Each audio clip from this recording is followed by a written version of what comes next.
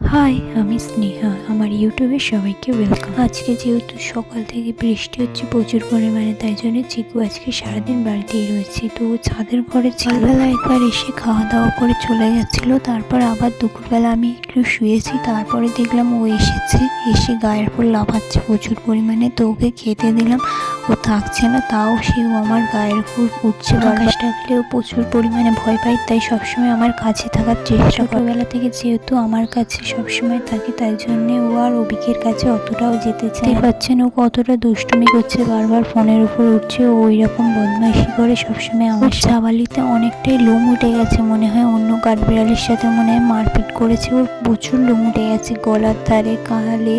তোমরা ভালো করে দেখলেই বুঝতে পারবে যে ও কতটা পরিমাণে মারপিট করেছে। ওর প্রচুর পরিমাণে খিদে পেয়ে গেছে, তাই জন্য ও খাওয়ার জন্য ওরকম বদমাইশি করছিল এতক্ষণ। দেখে মনে হচ্ছে ও অনেক শান্ত, কিন্তু ও যে কতটা দুষ্টুমি করে একমাত্র আমরাই জানি। ও প্রচুর পরিমাণে দুষ্টুমি করে, কিন্তু ওকে দেখে প্রচুর শান্ত লাগছে। দেখো, ওর প্রচুর পরিমাণে খিদে পেয়েছে, প্রচুর পরিমাণে। তো একটু মাথায় হাত বুলিয়ে দিচ্ছিলাম, ওর মাথায় হাত বুলিয়ে দিলে ওর খুব ভালো লাগে। তো আজকের ভিডিওটা এখানে শেষ করছি, নেক্সট ভিডিও আবার দেখা হবে, টাটা।